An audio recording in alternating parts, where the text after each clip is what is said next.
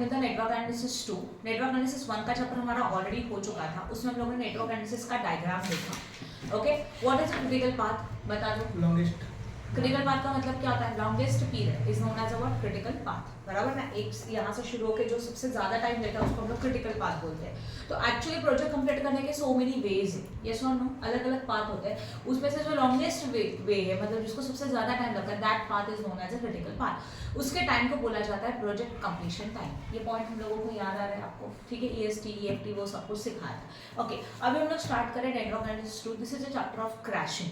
अभी क्रैशिंग का मतलब क्या होता है? अगर आप सोचते हो कि जो हमारा क्रिटिकल पाथ वाला जो एक्टिविटी है या तो क्रिटिकल पाथ है, उसका सबसे टाइम जो है वो लॉन्गेस्ट टाइम है। Now we are think about that कि ये टाइम हम लोग, ये प्रोजेक्ट हम लोग मिनिमम टाइम में कवर करें, तो और कितना जल्दी हम लोग उसको कंप्लीट कर सकते हैं, that is known as a crashing. Clear हो रहा है?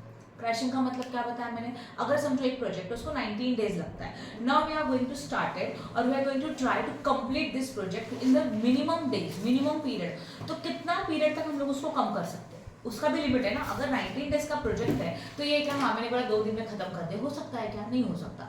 तो 19 डेज के प्रोजेक्ट में अलग अलग एक्टिविटीज है, तो हर एक एक्टिविटी को हम लोग कितना टाइम तक, कम पीरियड, जो जिस एक्टिविटी को 5 डेज लगता है उसको 4 दिन में कंप्लीट करें, जिस एक्टिविटीज को 3 डेज लगता है, पॉसिबल है क्या 2 दिन में? नहीं है तो उसको 3 ही दिन लगेगा।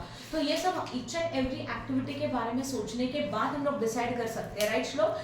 19 डेज का प्रोजेक्ट कितना मिनिमम टाइम कम करके कंप्लीट कर सकते हैं, इसको ट्राई करना, दैट इज अ क्रैशिंग। समझ में आया क्रैशिंग का मतलब क्या है? वो बाय एडिंग न्यू रिसोर्सेज, ऐसे एडिंग न्यू रिसोर्सेज बोल सकते हो, हाँ वो भी बोल सकते हो कि न्यू रिसोर्सेज ऐड करेंगे मतलब क्या होता है कि हमारे पास जो मटेरियल है वो एक्स्ट्रा यूज करो, रहने दो, जो लेबर है उसको एक्स्ट्रा यूज करो। बट ऐसे करते करते एक लेवल में कॉस्ट बढ़ भी जाता है। मतलब जैसे कि for example we can say that कि एक लेवल ऐसा होता है कि जहाँ पे हम लोग कॉस्ट कम, मिनिमम टाइम में कम करने का ट्राई कर रहे हैं, बट एक लेवल में बाद क्या होगा, वो टाइम जितना कम करेंगे उतना कॉस्ट भी इंक्रीज होता है, क्योंकि कम टाइम में कंप्लीट करने जा रहे हो ना, तो एक्स्ट्रा रिसोर्सेज शायद आपको ज्यादा कॉस्ट में मिल रहा है।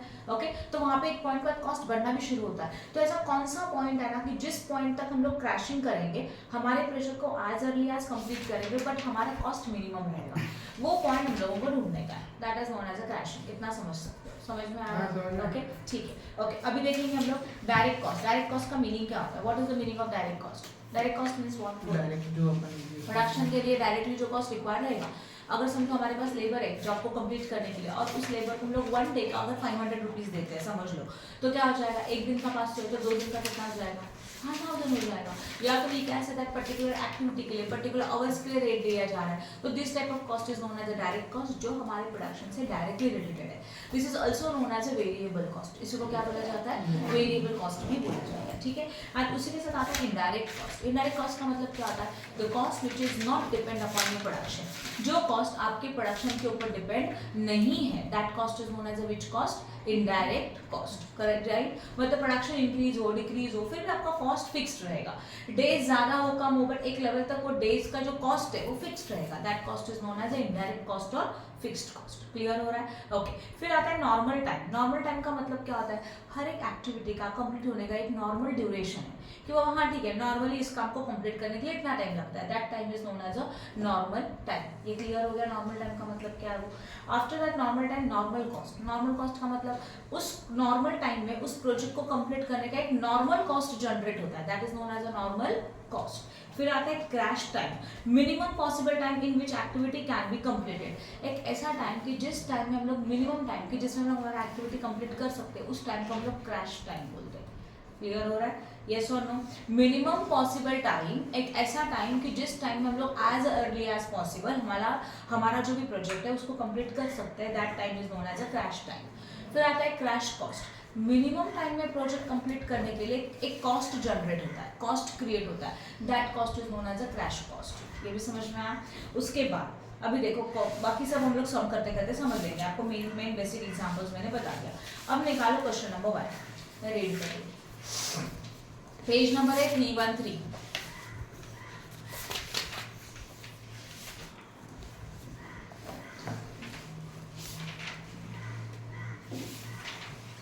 For the data given in the table below, draw the network and crash systematically the activities and determine the optimal project duration and the cost. क्या बोला गया? जो डेटा हमारे पास है उसको क्रैश करो सिस्टमैटिकली एंड फाइंड आउट करो कि ऑप्टिमल प्रोजेक्ट ड्यूरेशन का टाइम कितना होना चाहिए। Normal time in days given 1 to 2 8 4 2 10 5 and 3, ये हमारा नॉर्मल टाइम है, मतलब नॉर्मली ये प्रोजेक्ट कितने टाइम में कंप्लीट होगा। नॉर्मल कॉस्ट में आएगा 100 150 50 100 एंड 180। क्रैश टाइम डेज, मतलब देखो जो एक्टिविटी 8 डेज का था उसको क्रैश में हम लोग कंप्लीट कर सकते हैं 6 डेज में। आप समझ लो, तो मैंने कितना डेज कम कर दिया, 2 डेज, हाँ है ना। तो इसको बोलते हैं क्रैश टाइम, क्या ये एक्टिविटी हम लोग 8 के बदले में 6 दिन में कंप्लीट कर सकते हैं, तो that time is crash time. Now 21511 and crash का cost 200 300 350 90 400 200 and 100। Indirect cost is ₹70 per day. एक दिन का कितना है, 70 है, बराबर। एक दिन का इनडायरेक्ट कॉस्ट ₹70 पर डे है। ओके, बस इतना ही बोला है कि फाइंड आउट करो कि कैशिंग किस तरह से करना होगा। ओके, पॉज कर दो।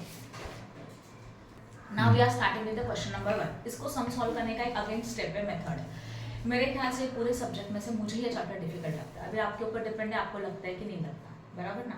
ओके, क्रैशिंग में जो भी हम लोगों को सम दे के रखा है, पहले हम लोग नेटवर्क डायग्राम लगाएंगे। नेटवर्क डायग्राम सबको पता है, उसमें तो कोई किसी को डाउट नहीं है, राइट सर?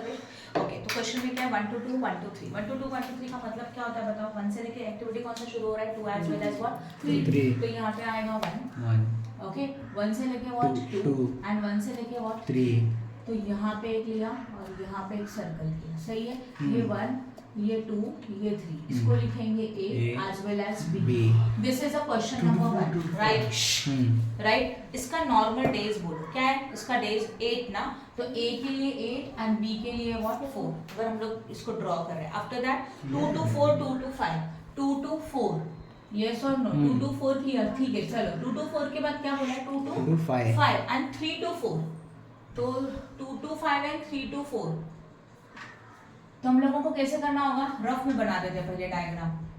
ये 1 to 2 1 to 3, फिर 2 to 4 2 to 5 2 to 4 समझो यहाँ ड्रॉ किया, यहाँ ड्रॉ किया समझो 2 to 4 और ये 5 लिखा। उसके बाद 3 to 4 इस तरह से करेक्ट हो सकता है, समझा? इसलिए 4 को नीचे लिया। यस, नहीं जरूरी नहीं है, थोड़ा सा यहाँ हो सकता है। आफ्टर दैट व्हाट 4 to 5 बोला है, तो 4 to 5 मतलब देखो 4 to 5 समझो यहाँ ज्वाइन कर दो, तो ये 5 वाला पॉइंट क्या होना चाहिए, ऐसे सीधा जाना चाहिए फिर, और ये 5 होगा। अब समझ में आया, वैसे ही दिख रहा है, समझ में आया? वैसे ऊपर लेके कैसे करोगे बताओ? मतलब 4 ऊपर लेंगे 5 नीचे लाइन ऊपर कर सकते थे। फिर ऑब्वियसली ना 4 से लेके 5 जा रहा है, तो जरूरी थोड़ी कि वो पीछे जाएगा, वो तो आगे ही जाएगा ना। तो इसलिए थोड़ा अभी इसका डिस्टेंस आपके ऊपर डिपेंड है कितना करने का। और ऑब्जर्व करो, शायद 2 to 5 का टाइम भी ज्यादा रहेगा, नहीं ऐसा तो कुछ है नहीं। हाँ 2 to 5 का टाइम भी ज्यादा रहेगा, देखो 10 डेज देके रखा है, समझा? तो अभी ये 2 to क्या हो जाएगा 4, 2 to 4 मैंने यहाँ पे ज्वाइन किया, ओके, अप्रोक्सीमेट 4 किया, फिर 3 to 4 यहाँ हो गया, एंड देन 4 to 5 दिया था तो 4 to 5 ड्रॉ किया, ध्यान दो, यश। एंड देन 2 से लेके क्या हो जाएगा 5 हो जाएगा। नेटवर्क एनालिसिस 2 स्टार्ट किया हम लोगों ने, ओके। नेटवर्क एनालिसिस 2 का ये फर्स्ट क्वेश्चन है, समझा? उसका नेटवर्क डायग्राम चालू है, तो निकालो फटाफट पेज नंबर 313। ओके, अभी उसके अंदर क्या बताया मैंने, 1 to 2, ध्यान दो, 1 to 2 1 to 3, राइट है। फिर क्या था 2 to 4, तो 2 to 4 ये हो गया, है ना।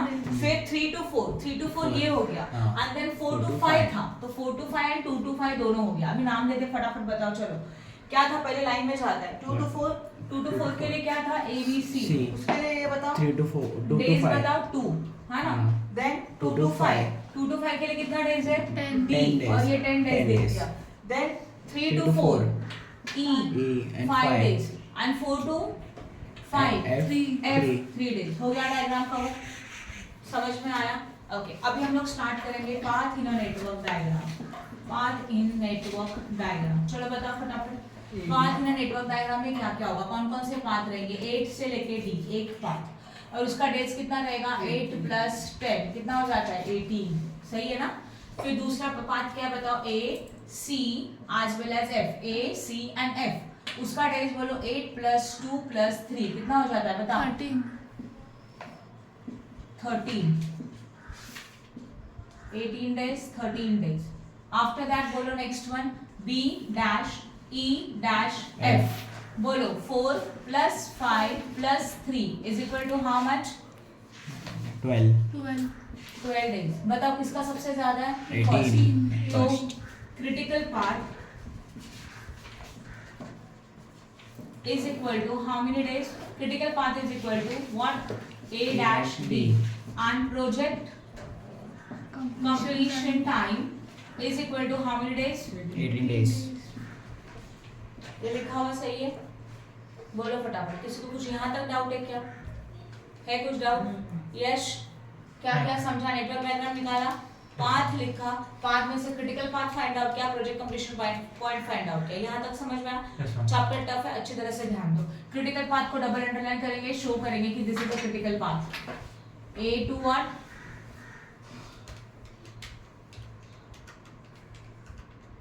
B हो गया। अब इसका नेक्स्ट है find out a normal cost. Normal cost में दो टाइप की कॉस्ट है, direct cost plus indirect cost, या तो we can say that total cost भी बोल सकते हैं इसको।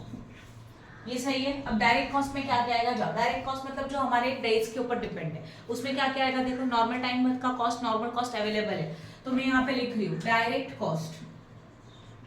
Direct cost is equal to कितना है? 100 प्लस व्हाट? 150 150 दिया है क्वेश्चन में, देखो 150 50 प्लस 50 Plus 100. 100 100 Plus 100. प्लस 80. 80। बस बस खत्म। इसका करो टोटल, कैलसियर करो टोटल।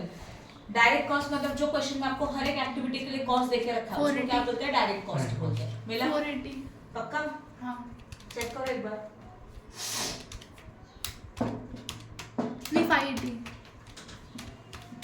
580 हो गया, तो डायरेक्ट कॉस्ट कितना आया? 580 प्लस इनडायरेक्ट कॉस्ट क्वेश्चन में कितना बोला है, कोई मुझे बताएगा? 200 70 rupees per per day. day। मिला? इनडायरेक्ट कॉस्ट क्वेश्चन के नीचे लास्ट लाइन में दिया है 70 rupees per Per day day। है ना? हाँ। ओके, तो हमारे कितने डेज है क्रिटिकल पाथ के? बोलो 18 डेज है। 18 into 70 because it is a per day, तो करो कैलकुलेशन। 18 इंटू 70 1260. 1260। आपने एडिशन करके बोला, अच्छा इसका ही है ना? हाँ। 1260। अब एडिशन बताओ। 1840 1840. ये हो गया आपका नॉर्मल कॉस्ट। यहाँ तक समझ में आया? किसी को कुछ डाउट है क्या? बताओ। अब हम लोगों को बनाने का एक table.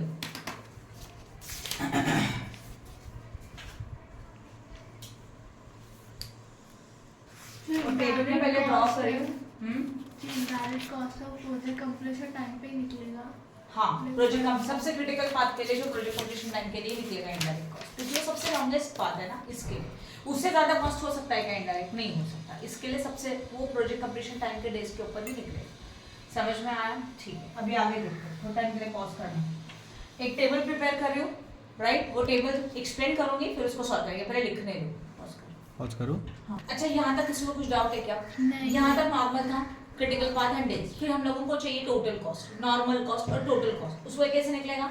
Direct cost plus indirect cost दोनों को ऐड करेंगे तो डायरेक्ट कॉस्ट मतलब हर एक एक्टिविटी के लिए कितना कॉस्ट है, वो है नॉर्मल जो क्वेश्चन में दिया, उसका टोटल लिया 580। और now they say that indirect cost is ₹70 for per day.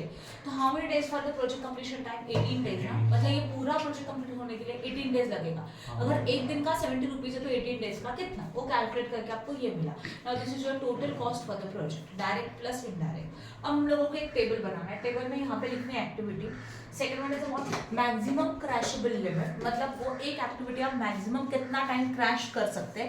Crash करना मतलब एक प्रोजेक्ट को मिनिमम टाइम पे कंप्लीट करना, उसको क्या बोलते हैं? क्रैश बोलते हैं। जैसे कि कोई काम है, उसको कंप्लीट करने के लिए 8 डेज लगता है, 8 डेज रिक्वायर्ड है, बट फिर भी हम लोग सोचते हैं कि चलो जल्दी से जल्दी और एक्स्ट्रा रिसोर्सेस लगा के और लेबर लगा के उसको कितना टाइम में कंप्लीट कर सकते हैं, उसको बोलते हैं क्रैशिंग करना। मिनिमम टाइम में वो काम कंप्लीट करना। क्लियर हो रहा है?